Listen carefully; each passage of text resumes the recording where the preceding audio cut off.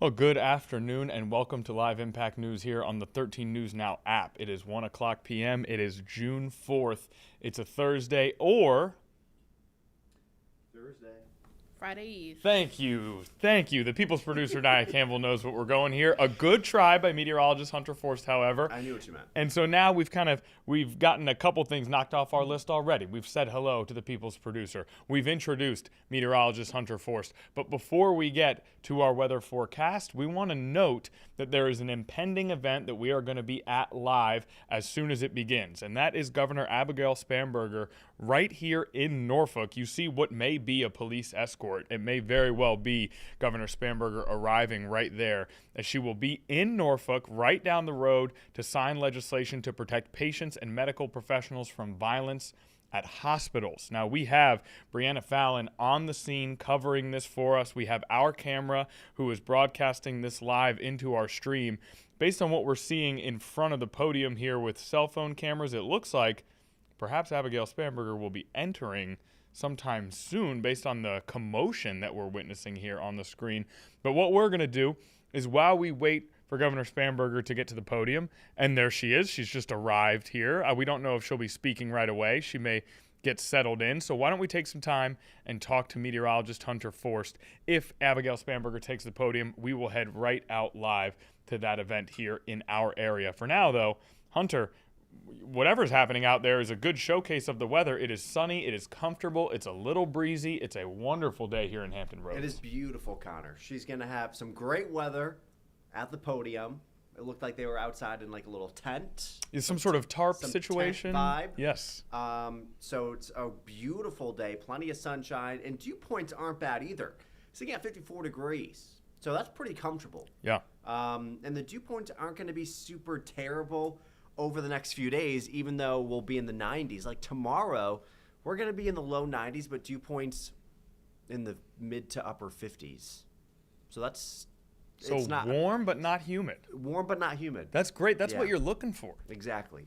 But it's a beautiful day outside. Plenty of sunshine. Right now we're sitting in the mid to upper 70s to low 80s. Dew points in the mid 50s, even upper 40s. So it is really, if you haven't been able to get outside, I mean, today's the day, because it's going to be hard to come across 80s and 90s today and tomorrow and comfortable dew points over the next couple of months. So go outside and enjoy it. If you're heading to the beach today, plenty of sunshine, mid 70s. Surf heights have come down a bit, 2 to 3 feet. 68 degrees is the water temperature, so still a little bit chilly. UV index at a high today. The rip current risk has come down, but it's still high over around the Outer Banks. So Kill Devil Hills, Hatteras, high rip current risk. So those red flags in the Outer Banks. Yeah. Okay. But luckily over on the ocean front, things have gotten better. Same around Sandbridge, but you still want to be careful, of course, anytime you get into the water. But over the next couple of hours, sunshine going to be sticking around. We'll be into the lower 80s. So things are looking good. Satellite radar, we look good. It'll stay nice through the day. Dry for our Friday, dry for Saturday. And if you have any plans tonight, we'll drop down into the upper 60s to low 70s. And by Friday morning, a warm start to the day in the low 70s. Plenty of sunshine, 90s returning. And then by Friday night, if you have any Friday night plans, 2 thumbs up. Beautiful. What you're referring to is Game 2 of the NBA Finals Friday night after a scintillating and perfect Game 1 in terms of entertainment. So can we find an outdoor viewing area, perhaps a projector somewhere? For sure. An open-air brewery or bar. Right. You know, it's something where maybe you have an open window. You can sit outside and see the TV through the open window. And one thing I do have to mention, yesterday I told Ashley Smith during the noon that the Knicks are going to sweep. Wow, a bold call from Hunter Forst. Looking good right now. Well, it was a very competitive game. It's hard to imagine a sweep, but I really admire the courage. And I mean, so far so good. How did Ashley react to this? She was like, you know a lot about sports, so she agreed. She trusts your acumen. Yeah. As do we all. So, and Connor also agrees. He told me before. the show. Well, if people were tuned in to 13 News Now at 4 yesterday, they saw myself and Shane Fordham and Janet Roach make our picks. And you said? Knicks and 7 for me. I normally watch, but I forgot. You and I are on the same side. I know you tend to forget sometimes. We're both Knicks. I went Knicks and 7. Janet Roach and Shane Fordham, Spurs and 7. Yeah. You know what that means, though, is if the Knicks do sweep, you get to come in the day after with a broom and just walk around. Get your brooms out. Right. Get your brooms out. So I'm looking forward to that. Me too. As is Nycam. Yeah. My sister and her husband are big Knicks fans, and my... Oh, I didn't know that. Yeah. They like to go to some games. And my brother-in-law is a big Knicks fan, so my sister was like, I have to make an orange and blue dinner tonight. Oh, what constituted the blue? Aren't they orange and blue? Oh, yeah, but which food? Oh. I don't know what she ended up doing. Okay, we got to figure that one out at some point. Orange, you could do carrots, you could do orange big chicken. Fans like that. Love that. And unfortunately, I think you'd have to take out a second mortgage to get into one of these Knicks home games. It's like 7 Gs or something to get in the building. During the noon show, yeah, at least the courtside seats, $250K. The courtside seats are $250K. Timmy Chalamet is going to have to make a sequel to the Bob Dylan movie for one of those. Though. So that's a tough one. That is a tough one. That is a tough one. But hey, listen, again, we want to be outside anyway. Right, exactly. Right? You don't want to be indoors. Yes, as we watching said. the Knicks play. On a day with low dew points. Right. I don't want to be courtside of an NBA playoff game.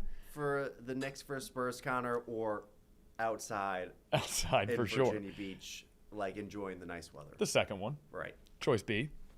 Exactly. Now, it appears as though we might want to be inside at least for some periods of time on Saturday and Sunday. I think you and I are okay with this, but this is quite hot. This is record-breaking heat almost. It's hot.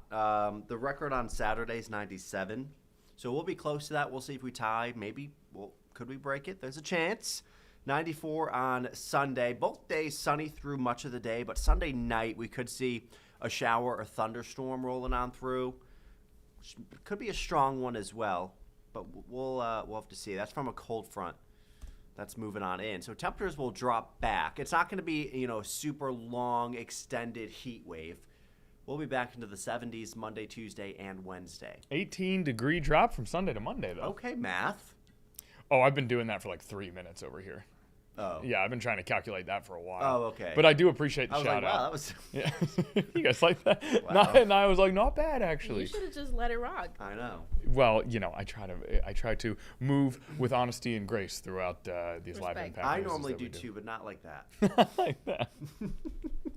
75 on Tuesday, 76 on Monday. So cooler start to the work week, but then we'll warm back up. It is going to be summer after all. But here's a look at humidity. Dew points tomorrow, mid to low 50s. Similar to today, but it's going to be 90. So hot, but not super humid.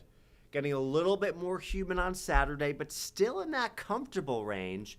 And then it gets a bit more humid Sunday and into Monday. Very nice. Now, I do want to interrupt to say that Virginia Senator Angela Graves has taken the podium out at the event that we have with Governor Spanberger. I'm going to refer to the People's Producer, Nia Campbell. Would we like to make our way out there? Do we want to finish the forecast and then head out to Norfolk? What do you think, Nia? I think we can look at the 7-day, take a break, and then head out to... Okay, let's do it. Perfect. Let's do it. Plenty of sunshine today. Very sunny and hot tomorrow. A lot of sunshine through the weekend, but hot in the mid-90s. A few showers or storms possible Sunday night, and then we cool it down heading into next week. Temperatures in the mid to upper 70s. Sunday, we're talking 7, 8 p.m.-ish? Yeah, like around then. Okay. So you have plenty of time to go to the beach and enjoy the day. Okay, and remember, those red flags out in the Outer Banks, things have improved here in Virginia Beach, but it is still a situation that you need to be extremely careful of, especially with kids. And we know that swim parallel to those riptides if you do get caught in them. Parallel to while the out coast. And about this weekend. Yep. Parallel to the coast. Parallel to the coast. Thank you, Hunter. Anything else we need to know, Hunter Forrest? Have a wonderful day. You as well. We'll see you on 13 News Now at 4. At 4. I'll be there. Very Today nice. and tomorrow. Hunter Forrest doing the noon show, doing live impact, making basketball picks, sports reporting, giving our forecast here at 4 o'clock. He does it all. Thank you, Hunter Forrest. We appreciate you. You are so welcome. And as was noted by the People's Producer, Nia Campbell. We are going to take a break here on Live Impact News. When we get back, we'll head straight out to Centerra for this live event featuring Governor Abigail Spanberger signing legislation that will prohibit carrying weapons into hospitals and other healthcare facilities that provide mental health or developmental care. That coming up after the break.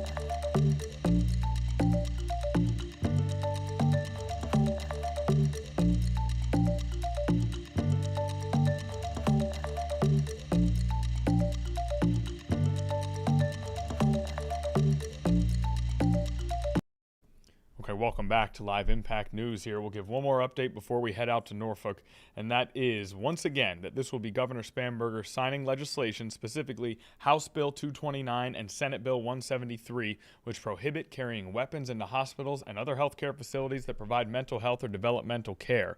According to the U.S. Occupational Safety and Health Administration, healthcare workers are 4 to 5 times more likely to experience workplace violence than other working Americans. That's in the press release from Governor Spanberger's team. And now we go live out to Centerra, where Phil Hernandez is actually speaking right now, a representative from Norfolk's 94th District. So Delegate Phil Hernandez at the podium. Let's listen in.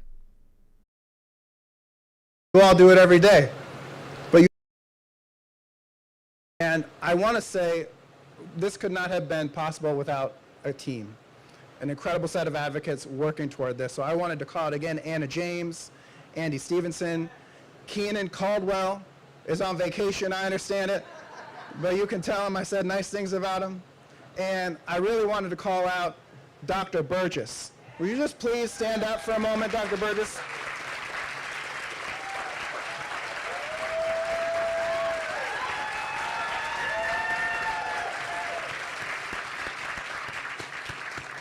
If the attire didn't give it away, she's a trauma surgeon, and she showed up like that in the General Assembly. And, you know, when people show up in the Capitol wearing scrubs or the white coats, it's a little bit unusual. People tend to notice that. And she was the perfect messenger for it, because she has literally operated on people who have suffered wounds from gun violence.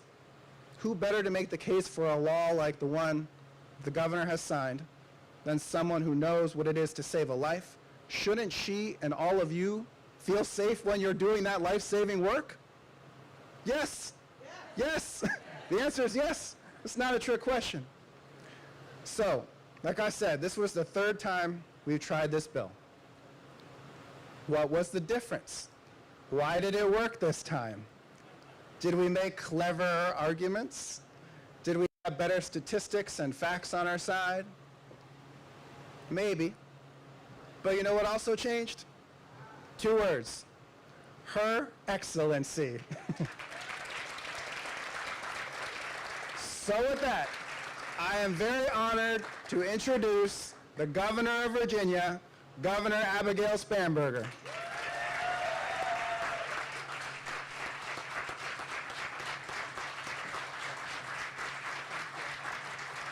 Thank you. Thank you for the kind introduction, Delegate Hernandez. It is so great to be here with all of you.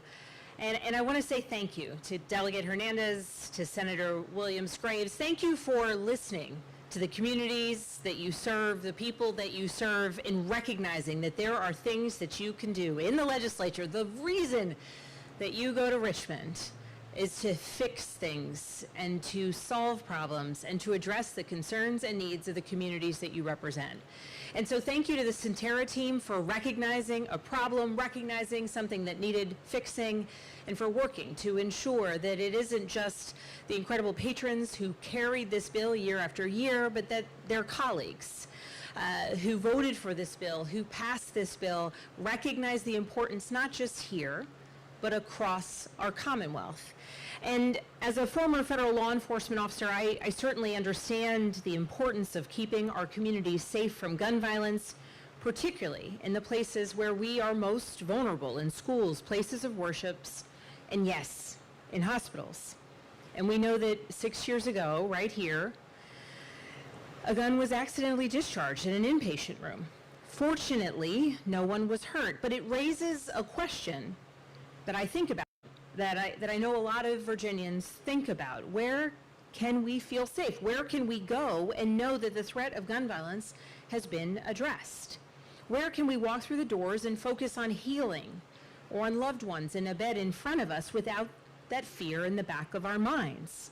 And a hospital should be that place. It should be that place for the patients, for their families, and importantly, for the healthcare providers who day in and day out are doing the work of caring for our loved ones.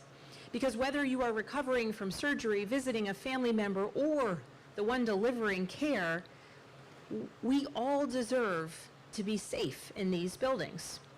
And hospitals that provide mental health and developmental services especially must be places of care and stability, never fear. We know that gun violence affects countless Virginia families. And even accidentally, tragedy can strike in an instant and change lives forever.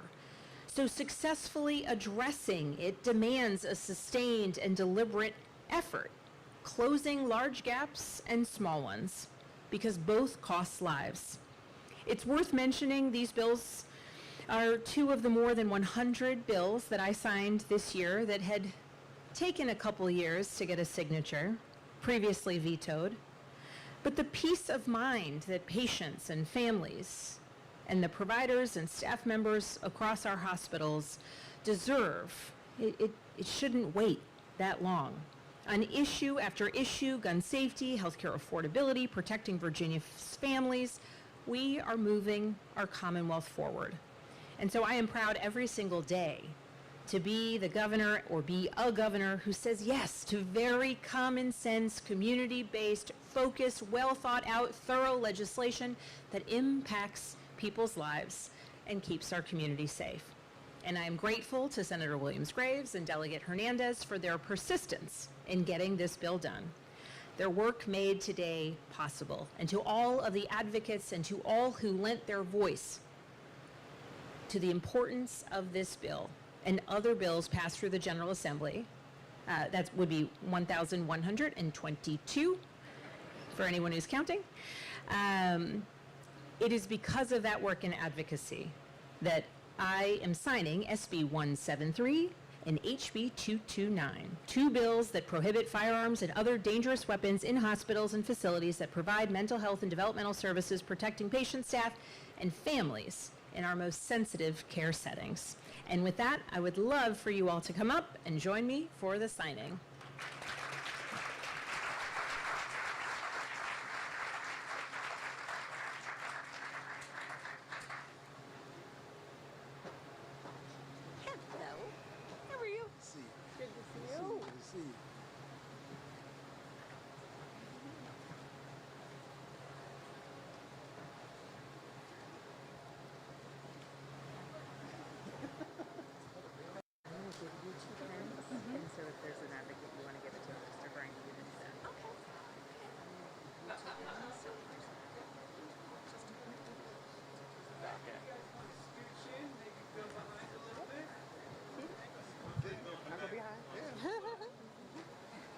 everybody. So I'm just stand myself. I am a cook teacher. You can come over here.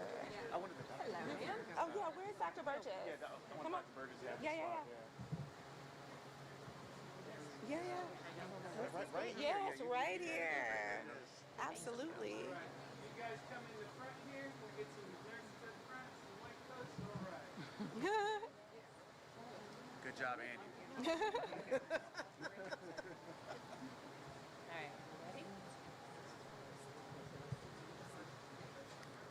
All right, I'm going to be starting with SB 173, patroned by Senator Angela Williams Graves.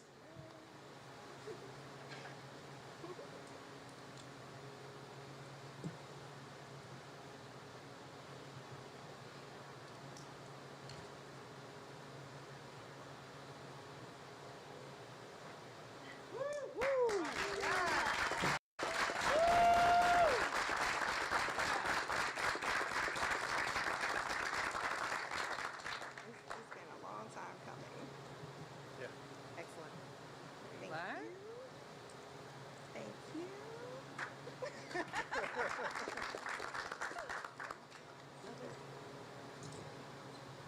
And this is HB 229. This bill would make it a Class 1 misdemeanor to knowingly and intentionally possess certain weapons in a healthcare facility that provides mental health services, patroned by Delegate Phil Hernandez. That's me.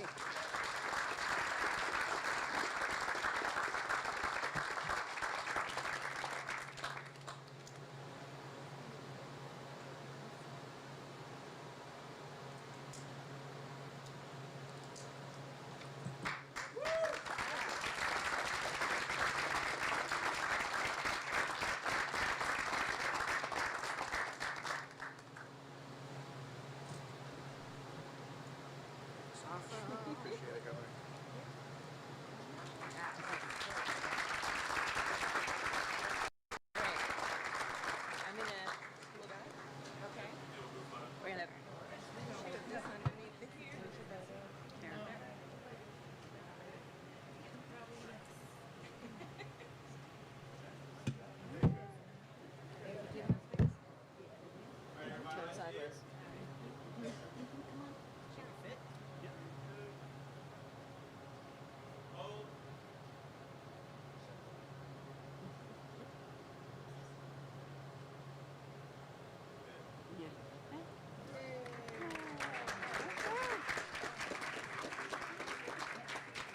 Ladies and gentlemen, that concludes our ceremony for the afternoon. Please enjoy some refreshments in the back.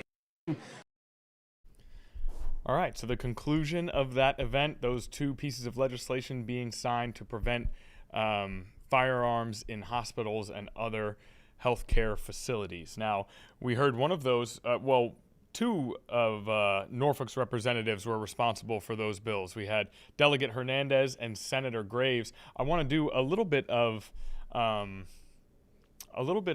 background on Angela Graves, who really has been involved with Norfolk communities for as long as you can think. Born in Norfolk, Virginia, went to Booker T. Washington High School, Tidewater Community College, Old Dominion University, was a part of the Norfolk City Council, was vice mayor, a member of the House, and now a member of the Virginia Senate.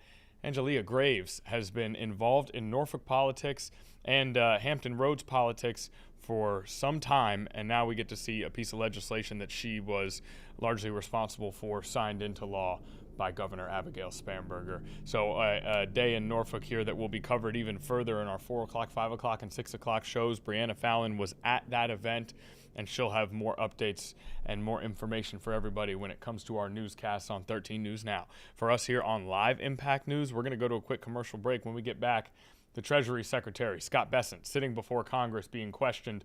We'll head out to that in D.C. when we return.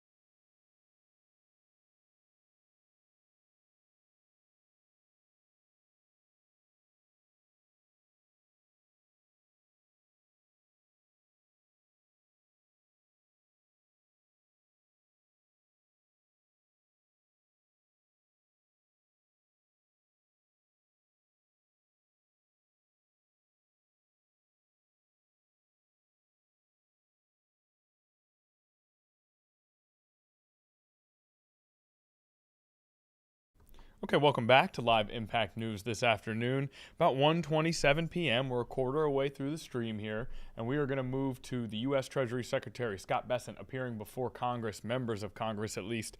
This is in regards to plans for 2027 with his department. We've been listening to this press conference on and off throughout the morning stream, at times incredibly contentious. People talking over each other quite a bit. Elevated voice levels and various sort of accusation style addresses, if you will, at least. So let's listen in once again, see how this goes. This has been a little bit of a pattern we've seen in these hearings over the last 2 days as we've been covering 4 to 5 of them here just in the last 48 hours. Let's see how things are going now with Treasury Secretary Scott Bessent. Connected to Chinese entities. Thank you. And I'll look forward to the follow-up with you and your team on this. This is something, obviously, we got to be heavily focused on. Lastly, in my remaining time, I just want to focus on digital service taxes as it relates to Canada. Maybe, obviously, we have concerns. We credit the administration for what you've been able to do on DSTs in Europe, but there's still some concerns with our Canadian friends. Can you comment on where we're at with that? We are pushing, whether it's Europe, whether it's Turkey, whether it's Brazil, whether it's India, whether it is Canada, we are pushing back on these digital service taxes.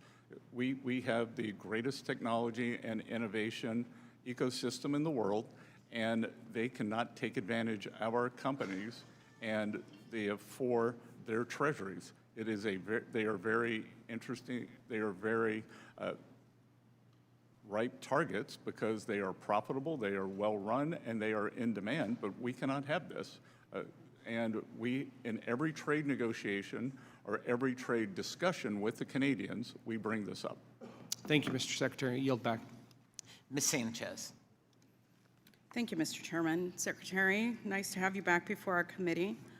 Mr. Secretary, do you believe that all Americans should follow our tax laws?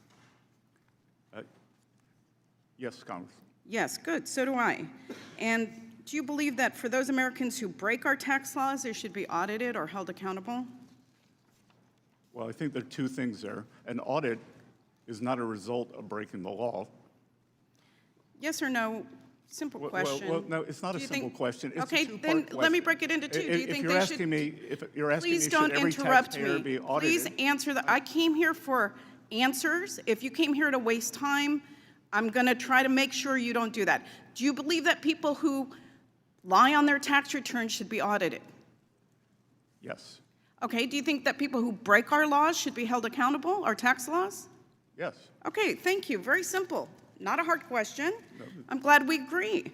So why is it that you are allowing President Trump to have complete immunity from being audited? Again, I'm going to have to refer you to my previous statements. And what was your previous statement, sir? That I am unable to comment on any of the ongoing litigation. Okay, can you name the ongoing case concerning President Trump's immunity from audit? Sorry? Can you name? There are 3 cases. Can you name them, please? That are out there now, and I will be happy to get back to you on those because, again, I am not a lawyer. Okay. We are represented by the DOJ. Great. You said that you can't because there's ongoing litigation. You'll get me the name of the ongoing litigation because the only ongoing litigation that I know of is surrounding the $1.8 million slush fund, which has already been suspended. The fact is that the judge's ruling in the litigation that references that slush fund only addresses the anti-weaponization fund. It doesn't even address Trump's immunity from audit. So I would like to ask unanimous consent to enter into the record the judge's order in the Floyd versus Department of Justice case. Without objection. Thank you. Now, Secretary, you said you're not an attorney, is that correct? Mercifully. Okay, well, I am, and I'm actually proud to be an attorney and know the laws, and I know how to read a judicial ruling. Furthermore, I know that since 1962, the Supreme Court has held that ongoing litigation does not prevent someone from testifying in a congressional hearing. So once again, I'm going to ask, why are you allowing President Trump and his family to have complete immunity from being audited? Again, since you're a lawyer, you will understand that The U.S. Treasury and the IRS are represented by the Justice Department and the Acting Attorney General. Yes, but I just mentioned a Supreme Court case that doesn't bar you from testifying. It's pretty clear to me, though, however, that you're not interested in answering questions. You're interested in arguing. Let me ask you this question. If President Biden amended a prior tax return and claimed that he was owed $1 billion, do you think that that would be audited, or should it be audited? I'm not going to talk about Because you're not really here to answer questions. I don't understand why you wouldn't audit that, and I don't understand why you wouldn't do the same for President Trump. So the ruling by the Justice Department, do you have specific knowledge of an audit of President Trump? Excuse me. It's my time. You have specific You're not here to knowledge? ask me questions. I'm here to ask you questions, and hopefully you're here to try to answer some of them. I'm curious to know who counts as Trump's family for the purposes of this immunity. Is it his children, his in-laws, his grandchildren, his second or third cousin, his great-great-grandchildren? Do you know the answer to that question, Mr. Secretary? Again, I imagine you have the Justice Department phone number. I would suggest you call them. I'm not the one that runs the Department of the Treasury or that oversees what is happening with this immunity that has been granted. I'm not the one either. We follow the instructions of our lawyers, and we obey the law, I hope Representative. that you're proud of your performance today, Mr. Secretary, well, because I hope you get some social think it's media pretty clips. safe to say that this is probably the most corrupt Treasury Department in our nation's history. And while you dance around questions to protect Trump, Americans are suffering in Trump's spiraling economy. Inflation is now rising faster than average hourly wages. Gas prices are at an all-time high with the war in Iran. The cost of groceries has risen 3.2% over the past years, and prices on most goods have gone up because of Trump's tariffs. So I don't see how you could call that anything other than a failure of the most corrupt Treasury Department in history. Your time has expired, Ms. Sanchez. Thank you. My time has expired. Secretary, I would love for you to respond to the accusations at your department, because I think you were due the opportunity for that. The Congresswoman is slanderous. She has nothing but the unsubstantiated opinions, and I will not stand for that. There is nothing corrupt. We move at the highest levels, and just because she cannot get the answer she wants, if she would like to give me facts, she seems long on facts, short on facts, long on hot air, and I will not stand for that. Yeah, that's great. Mr. Arrington is recognized. Disgrace to make a remark like that. Apparently, my colleagues had a sudden interest in the rule of law. I wonder if you asked her if she thought illegal immigrants should be detained and deported or caught and released, what the answer would be. Well, and Congressman, and two, on inflation, I am not going to take firefighting advice from an arsonist. Well, Mr. Secretary, they torch the American people. Mr. Secretary, maybe we ought to ask the question: inflation. should the sons of presidents who have multiple felony convictions, should they be held to the same standard of the American people in terms of crime and punishment? I wonder what the answer to that question would be. Let's not veer off. Apparently, wages and take-home pay aren't the only thing up in this country. Irony and hypocrisy is at an all-time high among my Democrat colleagues. Now we see why someone leaves California every 2 minutes. And that hypocrisy and irony starts with questions about price increases. It was the failed economic policies, one self-inflicted failed economic policy after the other, that created the worst inflation crisis in a half a century. Unbridled spending, if you add the hikes in interest rates, it would be about $12 trillion in deficit spending.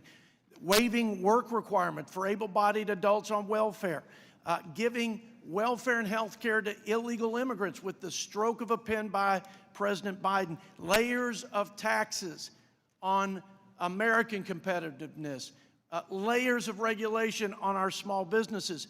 And you know what?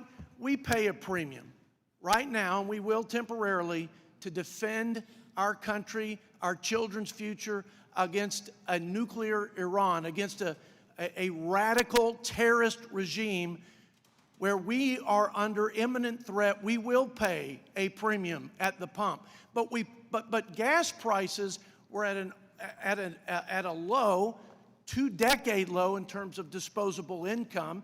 We had gas prices before the conflict below $3. President Biden and 4 years of Democrat policies, gas prices went from $3.30 to $5. Now, we pay a premium for national security in times of conflict, and when we have imminent threat, we're trying to stave off another addition, nuclear power to the axis of evil. But the premium that the Democrat policies imposed on the American people was for what? A mandate for electric vehicles? What did we get for that premium? We got hundreds of billions of dollars. It was supposed to be 200 billion. 800 plus billions of dollars in giveaways, corporate subsidies for green energy. That's what the American people got.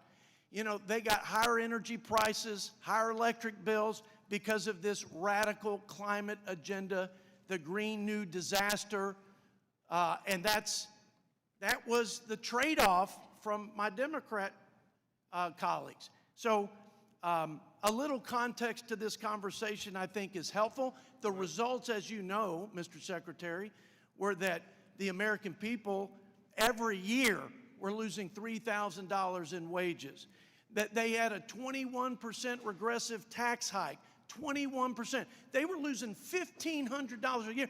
I mean, are we in the golden age? Well, relative to the dark ages that we were thrust in by these failed policies, we are at the dawn of a golden age because wages are up. Take-home pay is up. GDP, you said, is 2.6%. Well, that's a percent over what CBO said after we passed the big, beautiful bill. And on an annual average basis in a budget window, that's $3 trillion to reducing the deficit, which may be why the deficit was reduced over 10% in the first 6 months of this fiscal year compared to last fiscal year, because we actually controlled discretionary spending and have saved up to now almost $500 billion. It's because Republicans actually cared about not frittering away tax dollars, and we rooted out waste, fraud, and abuse to a tune of over $1 trillion because we had quadruple revenue from having restructured World Trade Order and set a level playing field for our farmers and manufacturers. Because of all of that plus the growth, we have had a reduction in the deficit to GDP for the first time in almost a decade. I'm out of time. I think you're doing a great job. Keep it up. Don't listen to the noise. No, I don't, sir. Look, they don't want to talk about how they voted to cut the child tax credit in half for 40 million people, voted for higher rates on low and middle income families, for a $5 trillion tax hike.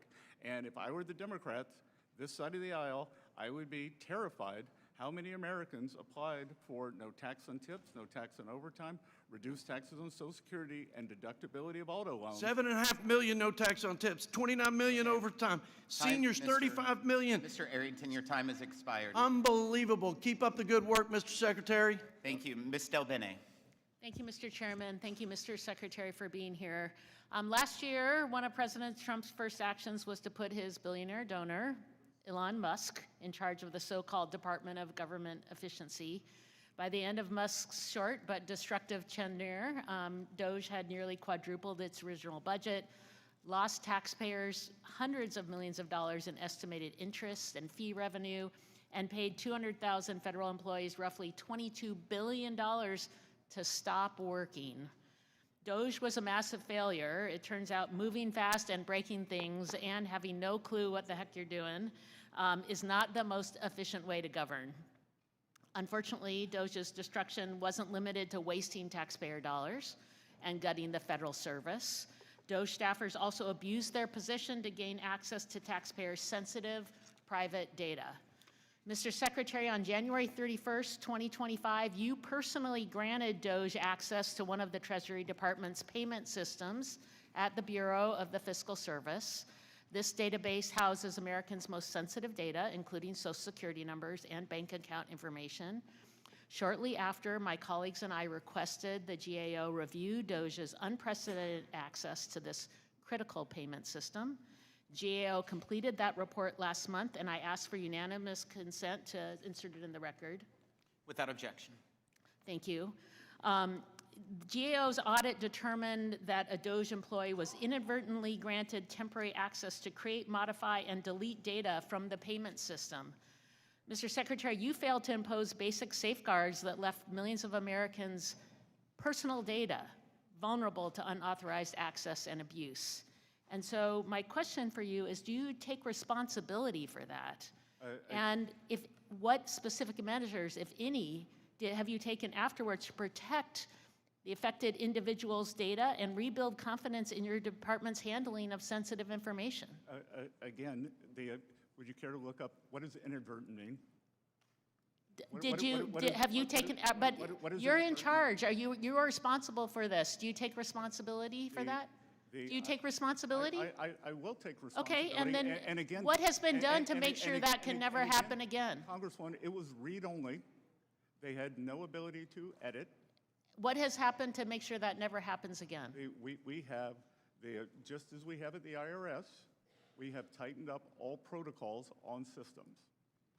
I guess that's not very specific, but the GAO also found that a DOJ staffer sent an unencrypted file containing USAID payment information and individuals' names to external DOJ personnel at the General Services Administration. Soon after, it was reported no disciplinary action was taken, despite the employee's failure to protect federal and non-federal employees' sensitive personal data and comply with security requirements. So again, Mr. Secretary, when employees who violate IT security rules are not held accountable, what does that message send to agents? And why don't you hold someone accountable? Why are you bringing up USAID with me? Because a DOJ staffer, GAO found that a DOJ had payment information. Payment information. USAID, I do not oversee. I wear many hats in this administration. Not one. And this is still, this is a file containing payment information. Are you not in charge also of the Treasury? That has USAID. That has nothing to do with us. But payment information has nothing to do with you. Again, it was not sourced at the Treasury. Why are you bringing this up with me? So GAO provided 6 recommendations to address identified weaknesses, including ensuring staff agree to comply with IT security rules and configuring systems to detect and prevent the transmission of unencrypted payment data.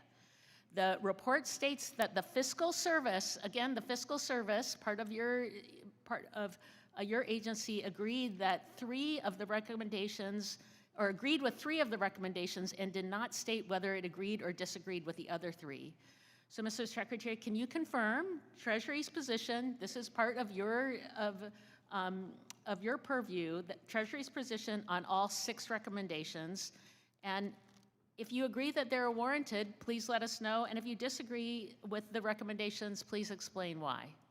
Again, I don't have a copy of the recommendations in front of me. Your office did not share them in advance. We'd be happy to get back to you. That we would obviously agree with the ones where we've already agreed. So I hope that you understand that these are findings from the GAO about ensuring that information is protected. And again, we have seen access to taxpayer information leaks. What are you doing to address this? And are you taking responsibility? People don't have faith that access has been given against the law. Well, again, President Trump and his family and employees of the Trump organization, 400,000 people had their tax returns stolen at the IRS. You are in charge. What are you doing to prevent that? And Americans' people's sensitive information has been leaked outside. Ms. Del Bene, your time has expired. We have tightened the protocols. We have tightened access. And you've said nothing specific of what you've done to Ms. ensure. Del Bene, your time has expired. Mr. Estes is recognized. Good to see you. Okay, we're back here in the Live Impact studio as that Treasury hearing is ongoing, featuring the Treasury Secretary Scott Bessent. You heard the GAO being referenced there multiple times. That's the Government Accountability Office. The United States Government Accountability Office is also known as the GAO. A lot of that particular line of questioning was in regards to American citizens' information and the protection of that information.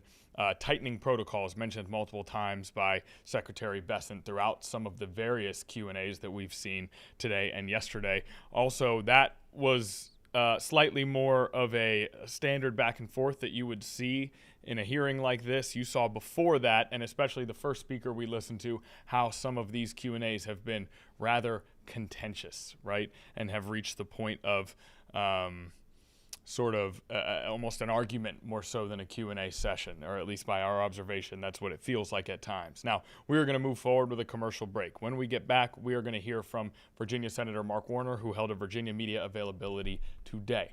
We'll be right back.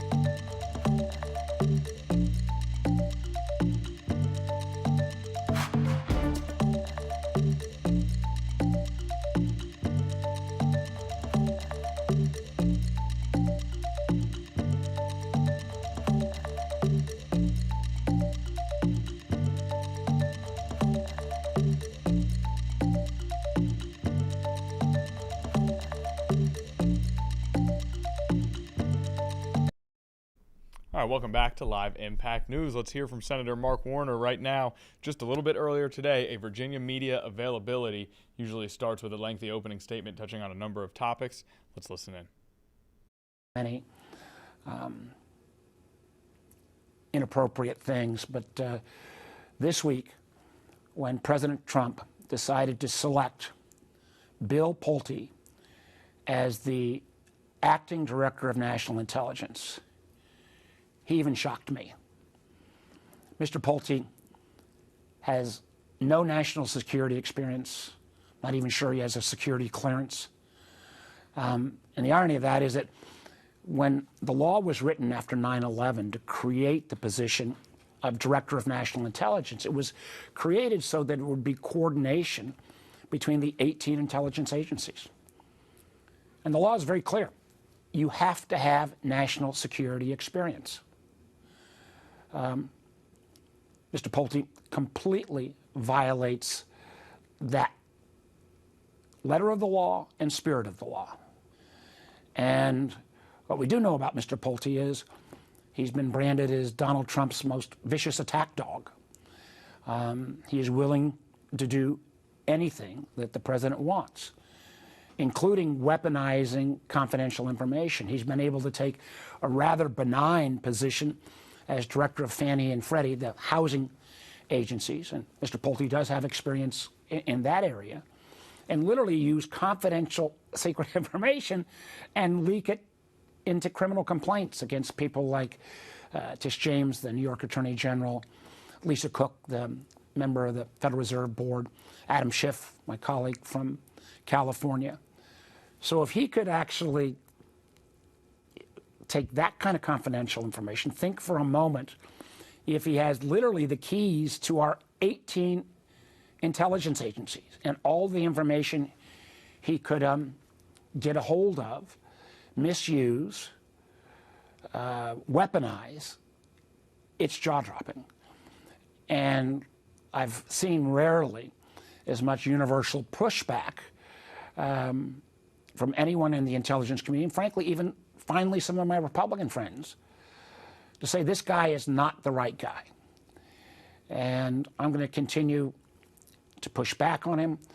We are coming at a time when we also have to renew what's called FISA Section 702. It is really one of the most important tools the intelligence community has. It literally on a weekly basis stops violence in America. I know and believe, or helps us arrest bad guys around the country. It is an ability for us to listen in to two foreign adversaries talking to each other outside the United States.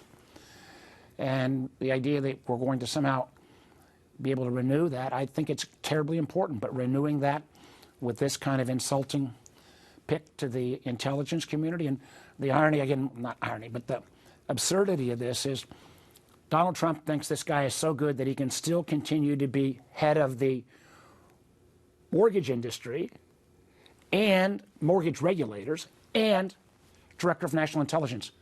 Two jobs at the same time. It's an incredibly bad choice. It's an incredibly bad judgment. And Bill Pulte should not be the director of national intelligence. The second issue I wanted to touch on is reconciliation. Now, that's the Vote-A-Rama thing. This is where if you get a chance to deal with the budget and you only have to pass with 51 votes, part of the price of that is you have to go through a day where any senator can put up any number of amendments. The basic reason the president's trying to add this $72 billion is to go to ICE. By the way, ICE and CBP, the Customs Border Patrol, were funded I think $140, $150 billion in the big ugly bill. The idea that we would put $72 billion more into ICE when we haven't seen any reforms, when we've seen what happened in Minneapolis, we've seen more recently what happened up in New Jersey, I strongly object to that. This is particularly at the time, remember, these are your taxpayer dollars, when Virginians are feeling the rising cost of energy, rising cost of gas, groceries, you name it. And this is the president's priority. Completely misaligned, and I will obviously oppose it.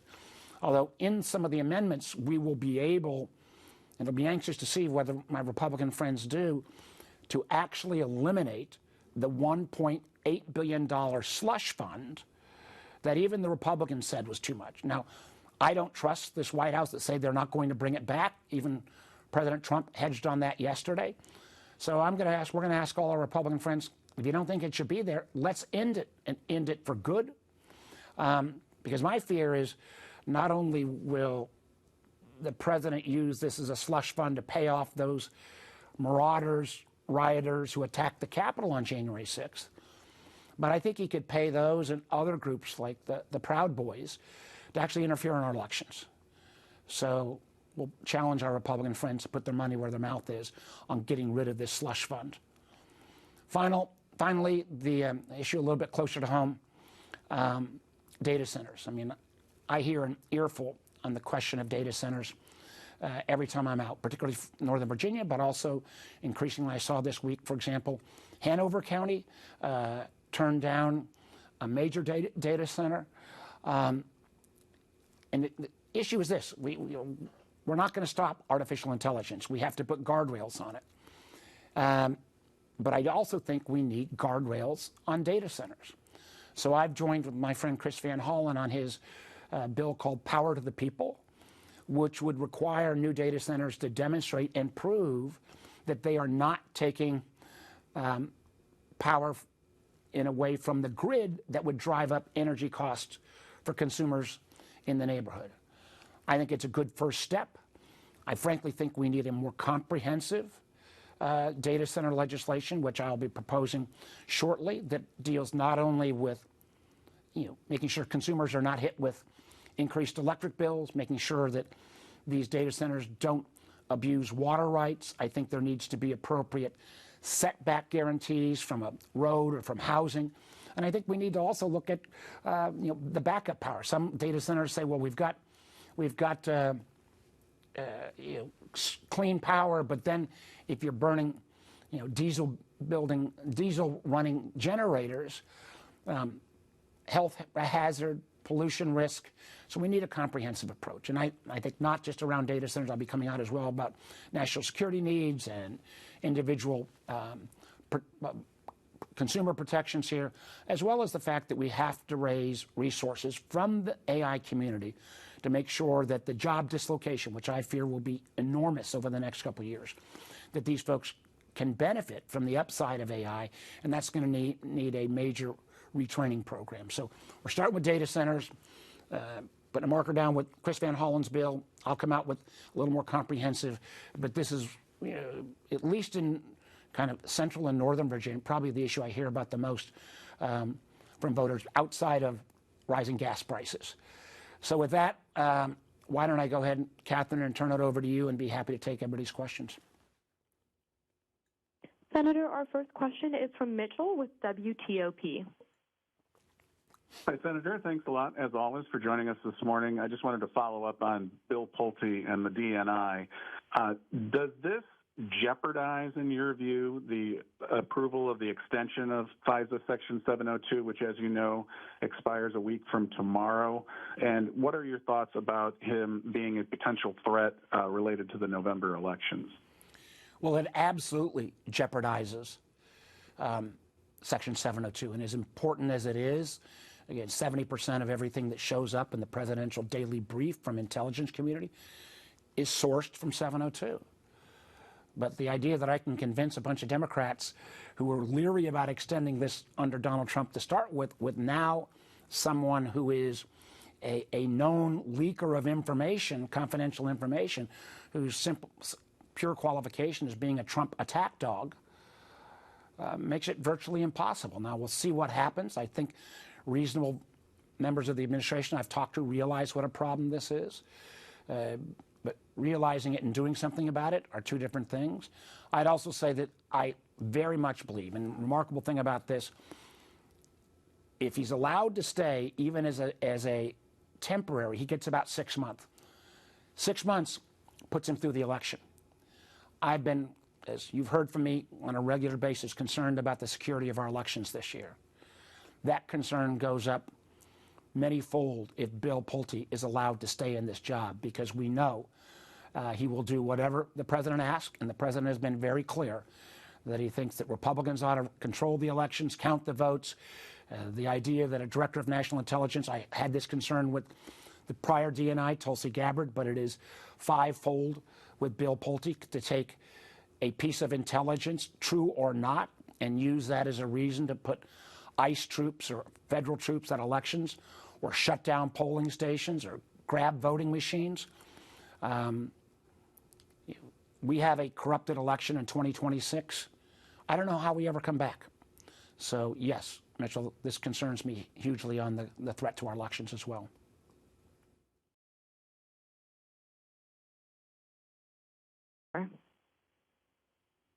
I Senator. Thanks for taking our questions today. I wanted to get your reaction to the president nominating Todd Blanche to permanently serve as the Attorney General. Again, that one I guess I wasn't as surprised at. But the idea that Donald Trump's personal lawyer, who's now been promoted to acting Attorney General, Todd Blanche, who defended until he didn't, the Trump slush fund. I'd like to give everybody a fair shot, but I can't see a world based upon Mr. Blanche's performance to date that would ever get me to vote for him. I think, again, the president is surrounding himself. His popularity is at an all-time low. He's surrounding himself with yes men, surrounding himself with sycophants. And I've talked about the danger that poses with the Director of National Intelligence. There is equal danger as well if the United States Attorney General falls into that category. Senator, our next question is from Michael with Virginia Public Radio. Hey, Senator, thanks for taking our questions. I had a quick follow-up on your Power to the People bill, specifically on data centers. And I'm wondering what your thoughts are on this debate in Virginia over the tax exemption for the data centers. I was at an event this morning with Speaker of the House, Don Scott, and he was imploring business leaders in Northern Virginia to, in his words, not kill the goose that lays the golden egg by getting rid of this tax exemption, but Senate Democrats actually want to get rid of it, so they're deadlocked currently. What are your thoughts about the future of this data center tax exemption? Well, I'm also, as a former governor, smart enough not to weigh in to a budget dispute between two Democratic-controlled chambers. I will say this. I think we need to maintain our pro-business reputation in Virginia. And I think to deal with data centers, it's frankly better to put it at a federal level, because then that can apply to data centers all across the country. If states want to put other incentives or other barriers in, that would be up to them. But doing this at the federal level, I think, is the right way to approach it. I also think, as I said, electricity is one of the issues. But we've got to deal with data centers' use of water, and there has been improvements there, but we've got to be clear on that. We've got to deal with setbacks, so you can't put these data centers in 50 yards later, then back up against the neighborhood. You've got to deal with, frankly, the generator power that is used when the main source of power is offline. So I think we need a more comprehensive approach. And I received an award from the AI community last night because of my bipartisan work with Mike Rounds. I actually said, I think you may want to take the award back, because we got to have guardrails on data centers. We've got to have guardrails if you think your kids are exposed in social media to potential harm, psychological or otherwise. The harm that could be posed by a chatbot is exponentially greater. We've got to deal with the national security risk. Mythos, the Anthropic project, literally could break into virtually all of our most classified systems. And Mythos will be passed by another product soon. So we need a pre-testing regime before these devices are released, just from a national security standpoint.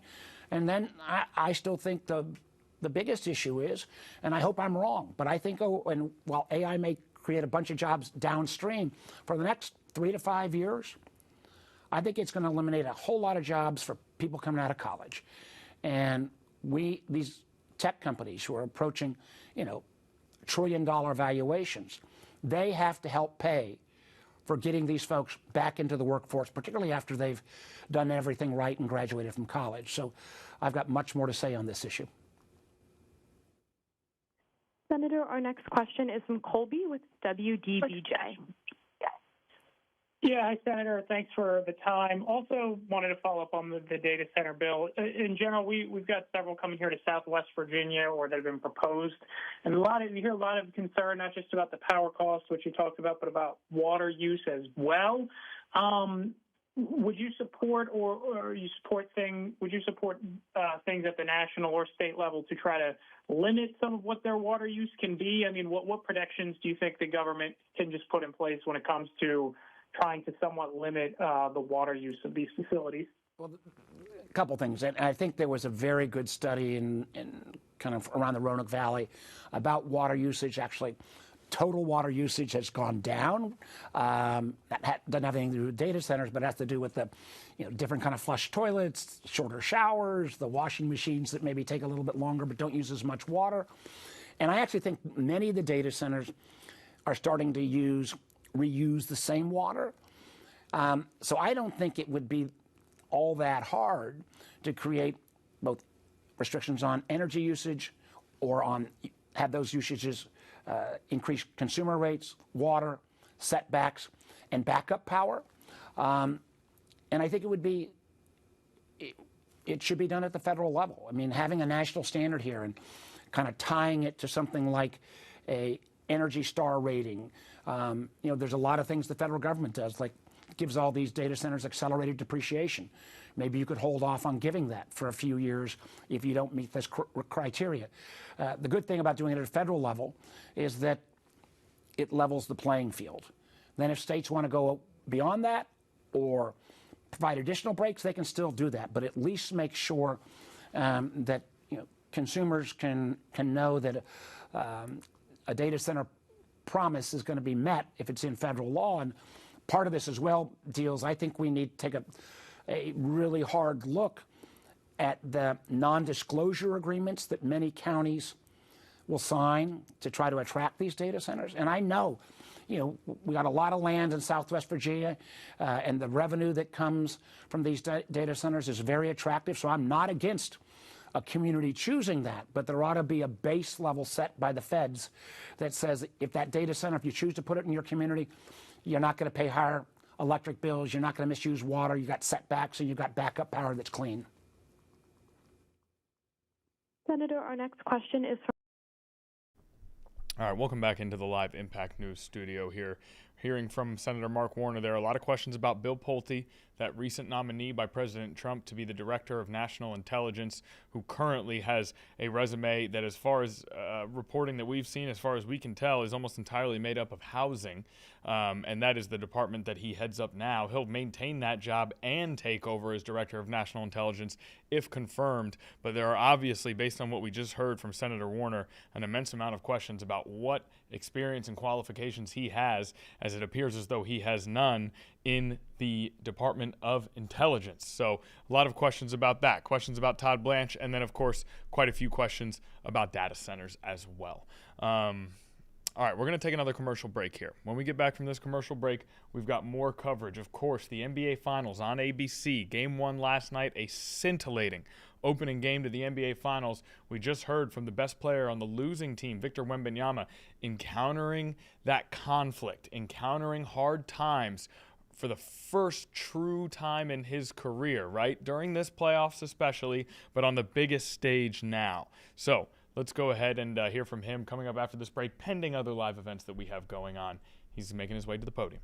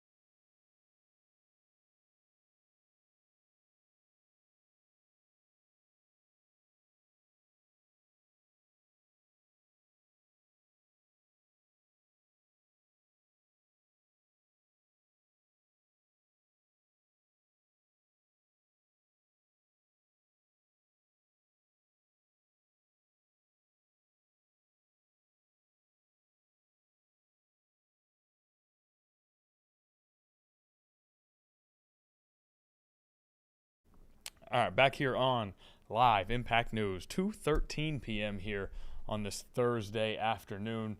We've already had quite a bit of coverage here, multiple live events, and of course live on ABC last night, Game 1, Friday night, Game 3 of the NBA Finals. It's the San Antonio Spurs and the New York Knicks. The Spurs favored in this series. The Spurs at home in Game 1. The Spurs with potentially the most promising player on the planet and maybe already the best player on the planet in 22-year-old Victor Wembanyama, the 7'5" Frenchman who has taken the NBA by storm and is here competing for a title well before anyone thought he truly would be. But he ran into a team last night that is tough, that is versatile, and that has got a lot more experience than the San Antonio Spurs and the New York Knicks. The New York Knicks down 13 points in the second half. They managed to come back and win in San Antonio to steal Game 1, to steal home court advantage, a massive fourth quarter from their own superstar, Jalen Brunson. And you know Madison Square Garden could not be more ready for Game 3. And I said Game 3 was on Friday. That was a mistake. Game 2 is on Friday. Game 3 is on Monday. But it's all right here on ABC. So Victor Wembanyama, still a good game last night if you just look at the box score. But he did not, especially offensively, he did not showcase the dominance that he did in San Antonio going out and demolishing the top-seeded Thunder in the previous series, the Western Conference Finals. So let's hear from Victor Wembanyama as, again, young players, when they encounter those tough times, when they encounter all eyes on them, the biggest stage, and maybe they don't perform as well as they want to, how do they respond? Veterans who have been there know how to respond most of the time. Players this young, it remains to be seen. Though at every step of the way, Victor Wembanyama has proved to be almost precociously mature for his age. Let's see if that continues in a press conference that just happened a couple minutes ago. Victor Wembanyama at the podium in between games 1 and 2, down 0-1 in the NBA Finals. Bonjour Victor. Par ici. J'ai l'impression qu'il n'y a pas d'équipe qui est meilleure que vous quand il s'agit de réagir après une défaite et de gagner quand vous avez le dos au mur. Est-ce que tu es d'accord avec ça? Comment tu expliques ça? Voilà, qu'est-ce qu'il y a à faire pour empêcher que voilà, vous êtes d'être une équipe à réaction, même si vous êtes la meilleure? Ça peut être une qualité, ça peut aussi être un défaut. C'est clair, je suis totalement d'accord. Je pense que c'est dû au manque d'expérience et à la jeunesse à la fois parce que on joue contre des équipes. Voilà. Pour moi, les deux meilleurs exemples, c'est Minnesota et New York, qui sont expérimentés, qui réalisent que potentiellement, en fait, la chance d'être en finale et que c'est pas garanti que ce soit quelque chose qui puisse se reproduire. Et nous, on est comme des enfants gâtés, en fait. C'est pour certains notre première saison ou nos premières saisons et on est déjà en finale. On s'en rend pas compte. Et pour moi, l'équipe qui valorisera le plus la position dans laquelle on est, ce sera celle qui va gagner. On your left, Joe. Joe Varden, The Athletic. Hi, Victor. I know you're thinking about the moment here and coming back from 1-0, but if you could take a step back after the loss in Paris to the U.S., you said, I'm worried for opponents in a couple years, and someone said, who do you mean? You said everybody. Do you ever think about those words, and do you use them to kind of chart your course of how far you've come since that night? No, I don't. We'll take next question here in the front on 1. Tim, hold on.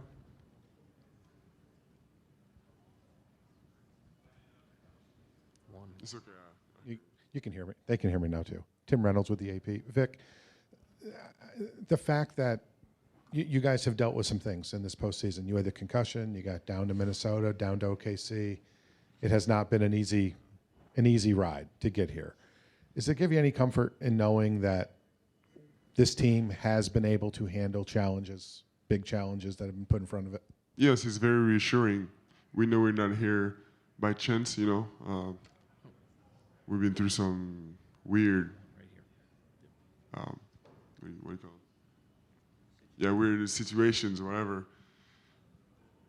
And yes, it's reassuring to know that these guys, the 18 guys we got, are built this way and are resilient. Jared, here in this corner.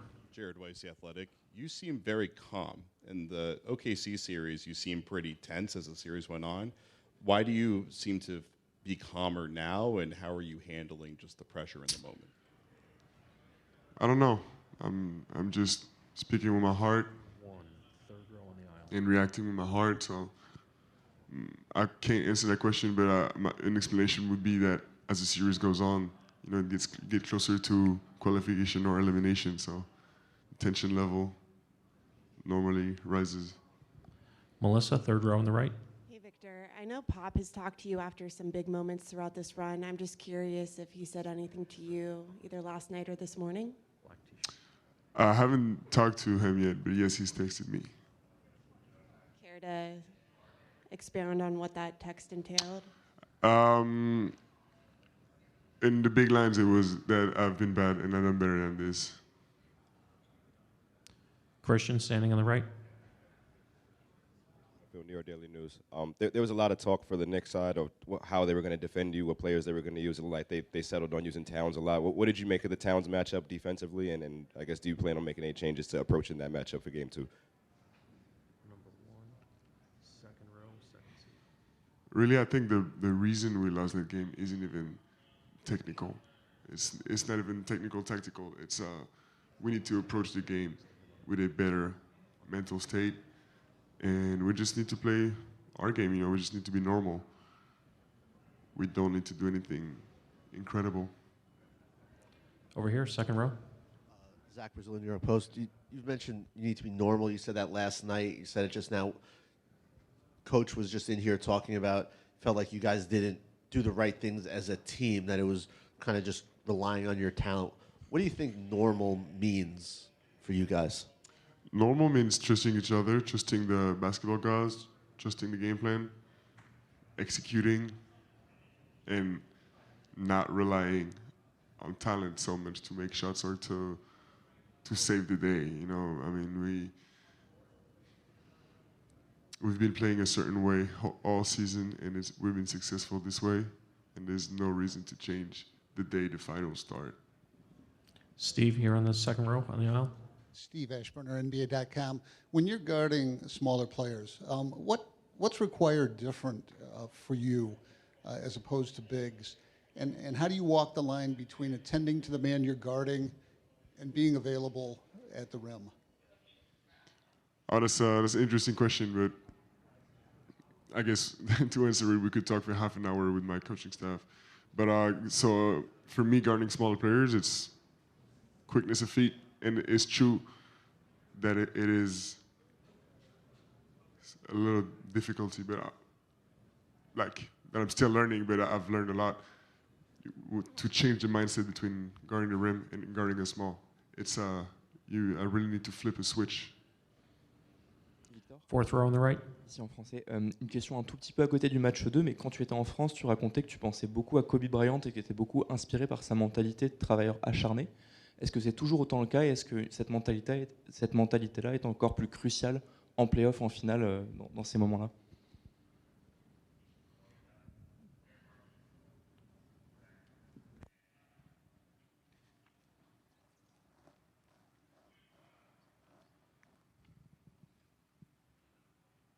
Je dirais que avec l'âge, même si je suis pas vieux, avec le peu d'expérience toute l'expérience qu'on accumule, j'en apprends beaucoup et on en apprend beaucoup et de différentes personnes que je côtoie. Et je me crée en quelque sorte ma propre philosophie. Last question, Sam on the back right. Sam Amick, The Athletic. You've talked so much about your routine off the court, sleep, peace, control. I just wonder, in this environment, how are you handling the juggling act? You have more media, you have more chaos, you have more noise. Is that impacting you right now? No, it's not. The thing that's impacting my routine the most right now is that we're practicing at the arena and not at the facility, so the driving time is a little bit longer. Thank you. Thank you, Victor.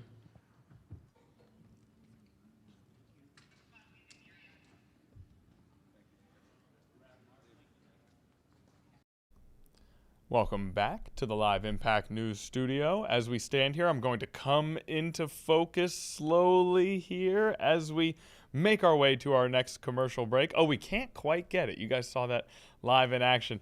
Naya is hiding the focus mechanism from you guys as we go back to that finals podium very briefly there. Haven't heard from any New York Knicks players just yet. The victors in last night's critical game one. That's interesting use of the word victor there, as Victor Wembanyama just left the podium. Okay, we are going to leave this stream for just a brief moment. We'll be back after this commercial break. The Scott Bessent hearing is ongoing. We may continue to just spend time with that. It's our only live event right now. But either way, we'll be back after this commercial.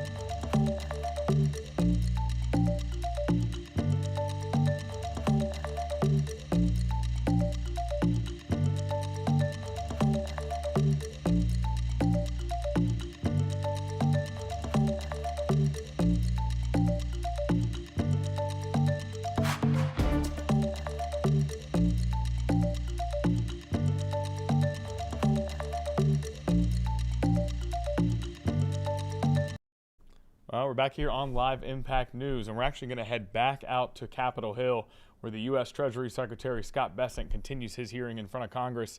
Again, some of these Q&As have been extremely contentious.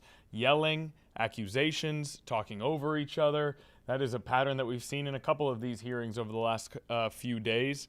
But let's go out to Secretary Bessent now to see where things stand as the Treasury Secretary sits before Congress. The reason why the beef prices are high is the result of a very reduced herd.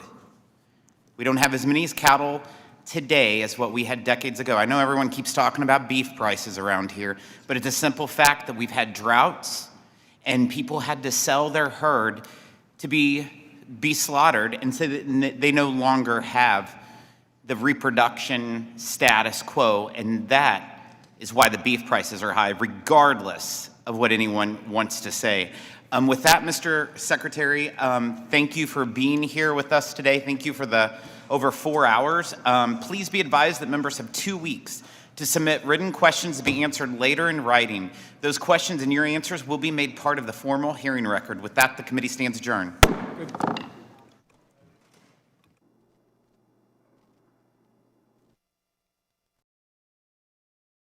Okay, that was quick. That hearing has come to a conclusion. I say that was quick, but as you heard, 4 hours. Now, we did listen to that quite a bit this morning and even quite a bit here in our afternoon stream. So we spent a sufficient amount of time with the U.S. Treasury Secretary.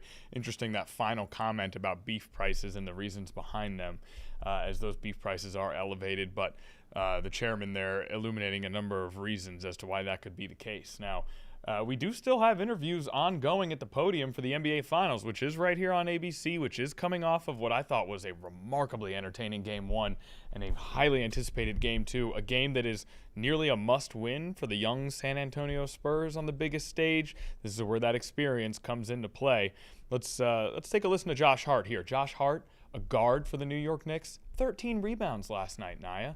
13 rebounds, 6 assists last night. He doesn't score many points, but he makes a big impact on the game. Let's listen in to Josh Hart right now. You have the ultimate confidence, in something like that when his number is called, and obviously it was called a little earlier yesterday with JB going out, and he gave us good minutes, and it was great. So go Blues. Arsenal sucks. Let's keep it going. First row on the right, left, Steve. Steve Ashburner, NBA.com. When you find yourself being guarded by Victor, how much of a priority is there then at getting him moving, changing directions, drawing him away from the paint for the opportunities that it creates for other guys? Never mind the scoring or passing. Yeah, definitely. Important. I think all the questions that I was asked, the last 3 days about Victor guarding me, doing all those kind of things, and obviously we're going through stuff for that. And then the first play of the game, I look up, I'm bringing the ball up, and Champagne's guarding me, and I was about to call a timeout, tell him to switch, and be like, hold on, this is not how it's supposed to be. But no, when you have someone like Victor guarding you, obviously he's very comfortable being around the rim and doing those kind of things. So you want to do your best to draw him out. And especially for me, I'm able to play rifle action or handoffs or ball screens with JB, Kel, OG, Landry. If he's down the floor, those, as long as I get a good hit on the guards, they're going to have open shots. So it's an emphasis of doing that, playing fast, and just trying to draw him out the rim, where he's not as comfortable. Third row on the right. Hey, Josh. Jalen's obviously always known for keeping his cool throughout down the stretch and always over the years. I mean, was it unusual for you to see him kind of get worked up, getting into it with the fans a little bit last night? And what do you think kind of set him off? To be honest, I didn't even see what happened. I heard something about it. I didn't really see it, but I don't know. Yeah, like he's always, pretty calm, pretty composed. So I'm sure the fans probably said something crazy to kind of, get him going. But yeah, I wish I could answer that a little bit better, but I didn't even see the interaction. Last question, second row on the right. Dan Devine, Yahoo Sports. When you described what Jose brings, that infectious energy, I think a lot of people would identify that as something that you bring to the table as well. And I guess just what does it take to be able to continually provide that, whether, going through shooting struggles, different defensive matchups, different things that you are being asked of you defensively to continue to bring that energy night in, night out? It takes humility and just a willingness to sacrifice. We're in the NBA Finals. There's millions of people watching, and it's easy to get wrapped up in human nature of wanting to get recognition, wanting to score the ball, and wanting to show people what you can do on the biggest stage. And that's not everyone's calling and not everyone's assignment. And I know for me that's not really my assignment. So it takes a little bit of time to find that humility. For me, I found that with prayer and my faith.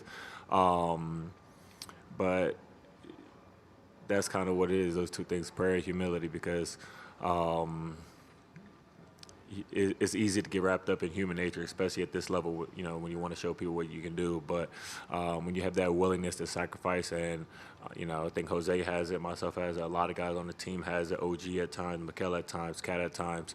When you have a group of guys that have that willingness to sacrifice and that humility, that breeds, you know, a championship culture. Thank you, Josh. Appreciate it.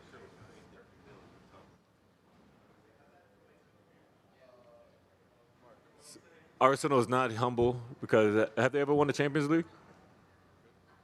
How long have they been around?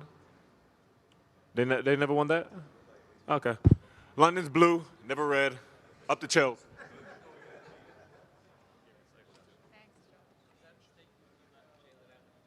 Okay, switching over from Josh Hart to his head coach, Mike Brown, sitting at the podium as we speak. We continue on with our finals Okay, we'll have coverage. OG and Again, Anunoby that next. You NBA have a Finals right here on ABC. Catch and shoots, or is that something that you still want to tighten up more? You know, we always want to try to get a little bit better with what we're doing, including the three-point line. But at the end of the day, this team, they'll kill you if you allow their guards as big and athletic and long, quick as they are to get into the paint and finish. So, you know, if I had to pick my druthers, I'd take a late contested three by their guards just because they're so good when they hit the paint. Now, they can beat you from the three-point line. We saw it in the Oklahoma City series, so we're going to have to try to be better at it, but at the end of the day, I know we can't allow them to live in the paint against us because they'll destroy us if they do. Christian here in this corner. Mike, Christian Winfield here, New York Daily News. You said a couple times this year that Cat is a capable defender. It's just a matter of if he chooses to execute on that end or not. I'm wondering at what point, be it maybe as an opposing coach, when did you see that he had the potential to be a higher level defender, and did you have to challenge him this year to bring that out of him? I mean, you know, I had to challenge everybody, not just him, but I challenged everybody probably individually a handful of times and the team. But Cat's smart. He's got a good feel. He's got better feet than what you think, and he's long. He's long and he's strong, and those combinations bode well for a guy defensively. And it's just about embracing it and staying present while understanding what the small details of your job should be. Mike, Vince Goodwill of ESPN. Hunting matchups is something that Jalen has done to great success in these playoffs. Last series it was hard, and this series he seemed to find something in the fourth quarter with Champagnie. With Castle guarding him, is there any, I'm curious the calculus, what goes, or the discussion that goes into it. Do you and him get together and figure out what matchups you can seek out? Is it a just by field thing for him late in games? Or is it just strictly organic? You know, we talk about all that stuff. You know, I've talked about my staff a ton. It starts with those guys. You know, our advanced scouts do a great job. Then it gets to our assistants, and you know, Chris Gent and TJ Saint are good with our analytics guys, trying to figure out at times if we want to attack a matchup in this situation or that situation of, you know, who to go to. And then it's a collective effort. We get input from the players. We get input from other people on the staff. But I don't think it's any different from what anybody else does. You know, everybody wants to, quote unquote, target Jalen on a roster or target Cat in the pick and roll. And so, you know, we understand that going in, and we have to make sure that our team defense is on point, like other teams we play have to go through that process too. Ian, back left. Yeah, Mike, Ian O'Connor with The Athletic. Obviously, there's been a lot of conversation during these playoffs about the way your fans have traveled. And I realize your players are going to be motivated under any circumstances, but when you have that level of fan support on the road, what kind of tangible impact does that have on the team's performance? It's huge. You know, during these games against good teams, especially on the road, you want to find places where you can get energy or a little boost of energy at any given time. And to have the type of fans that we do that not only bring the energy in the city of New York on the streets and at MSG, but to have them come and, you know, take over a town, take over a hotel, take over an arena, and hear them, you know, chant, "Let's go Knicks," or Jalen shooting a free throw, MVP. That gives you a boost knowing that you got some people here supporting you at a pretty high level. Thank you, Coach. Jalen will be right up. Thank you.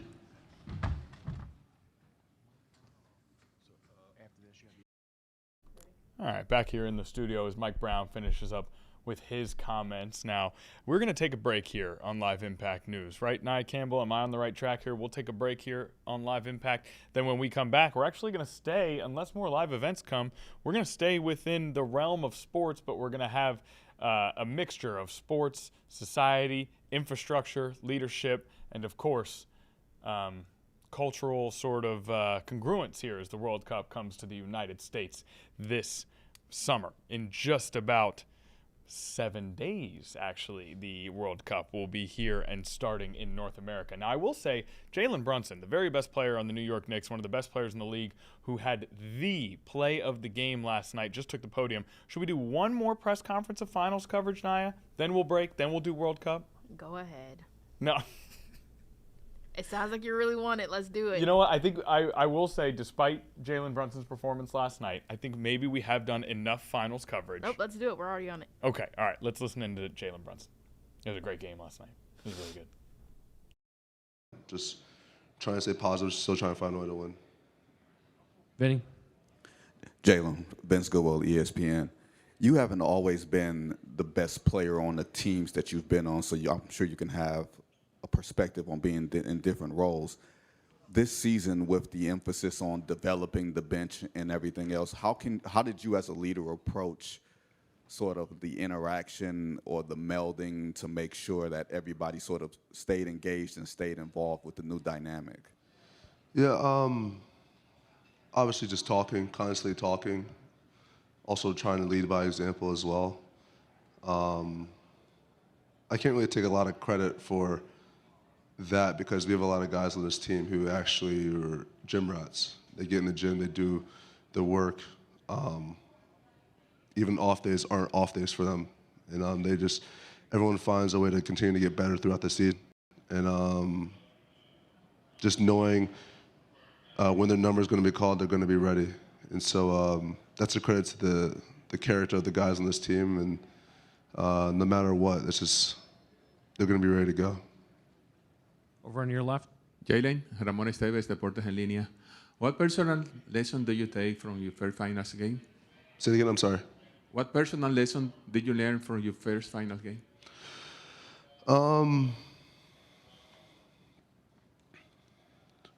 I think controlling, being able to control what I can control. Like I said, you never really know what's going to happen throughout a game. It's all about how can you be better the next possession, how can you find a way to make an impact when things aren't going well. Controlling what you can control, I think, is a big thing. Christian here in the front. Jalen, Christian Winfield, New York Daily News. The defense that Cat's been playing, not just last night, but the entire playoff stretch long. I mean, did you always think that he was capable of playing defense like this, or have you seen him take it to a different level these last couple months? I think both. Definitely is capable, but throughout this run, obviously, he's been playing great. And it's crazy to say, but we could all be better. And I think when Cat playing defense, knowing that we have his back, and no matter what happens when he's on the ball or off the ball, be able to cover for each other. Even when mistakes happen, it's all about just not pointing fingers. It's all about coming together and figuring out what we got to do to be better next possession. So I think the chemistry that we have is still continuing to grow. and that allows us to play better. Sam, standing on the right. Jalen, Sam Amick, The Athletic. I wonder with Coach Brown, with the nature of the way he was hired, you know, the Tibbs move was a shocker to a lot of people. Mike comes in, and it seemed like in the opening months that there had to be a lot of trust built up. You go from that to what we've seen these past 3 weeks. Just how would you explain the growth of that relationship for him and the rest of you guys? Yeah, I think like all things, things take time. I think most importantly, though, we knew that we just had to get better every single day, every single day. In the world we live in now, everyone wants things instantly. And so from our perspective, it's all about just getting better every single day. Keep chipping away, being 1% better. When you take steps back, how can you improve?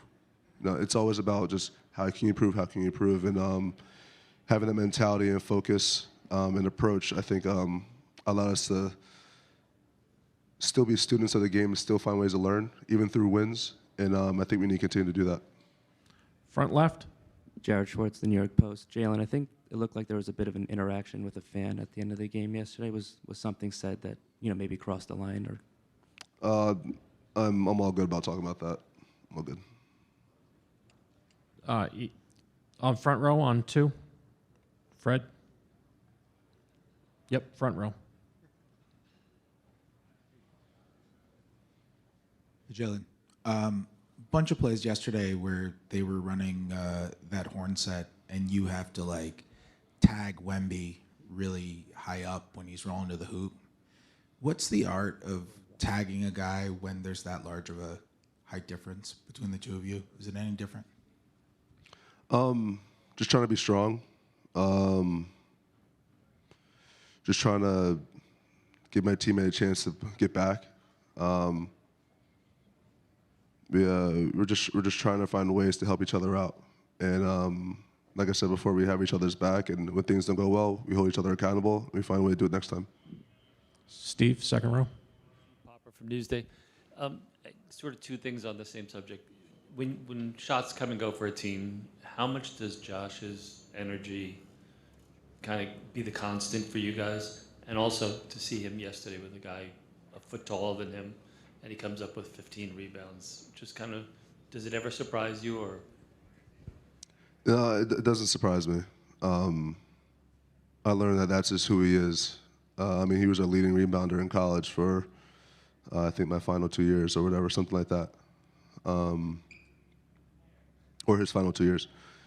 That's just who he is. And what was the first one? Yeah, his energy is just relentless. It doesn't stop. That's just, I mean, he eats candy all the time. That's just, it tells you who he is. He's a big kid with an absurd amount of energy. Ian, back left. Jalen, Ian O'Connor with The Athletic. When you're on the road in the playoffs and you're on the free throw line, you hear Knicks fans chanting MVP, and you're getting a consistent amount of support on the road from those fans. Does that have a tangible impact on your energy and performance, and if so, how? It's very appreciative. It's something I don't really think about in the moment. But like I said before, our fans, they're amazing. And my family and I, we felt the love since day one. They've been nothing but supportive, and I truly would not take them for granted. Tim, here in the front. Jalen, Tim Reynolds with the AP.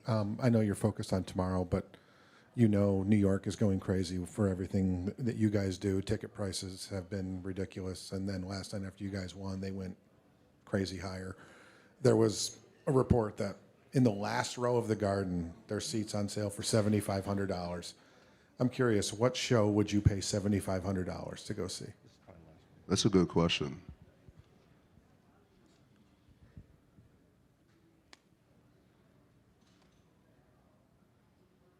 A live Michael Jackson performance.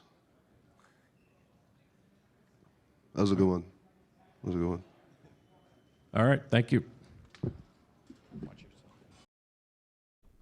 Jalen Brunson seemed like he actually really appreciated that last question. Also mentioning how Josh Hart eats candy all day to showcase how he's just a big kid, to showcase how that energy that you saw on the court last night from someone 6'5", getting 15 rebounds, 4 steals, 6 assists, has such an impact on the team despite the fact that he doesn't score much and he's undersized for his style of play for Josh Hart. He also mentioned how he used to do that at Villanova. Those two guys played together at Villanova. Jalen Brunson, Josh Hart, and Mikal Bridges, also on the Knicks, all played together at Villanova. They won a national championship in 2016, exactly 10 years later, trying to do the same thing in the NBA. It's quite the story, but hey, listen, guys. Every game now is going to have overreactions after the game. This was one game of a 7-game series. Remember, the San Antonio Spurs were down 1 game to the Minnesota Timberwolves, too. They were down 2-1 to the Oklahoma City Thunder, too. So they were down 3-2 to the Oklahoma City Thunder. This game is a huge win for the Knicks, but there's a lot of basketball left to play. We'll be here to cover it on ABC, and those games will be here on ABC. The next one Friday, 8:30 p.m. As for us here on Live Impact News at 2:49 p.m., we're going to take a commercial break. We'll get to that World Cup coverage when we come back.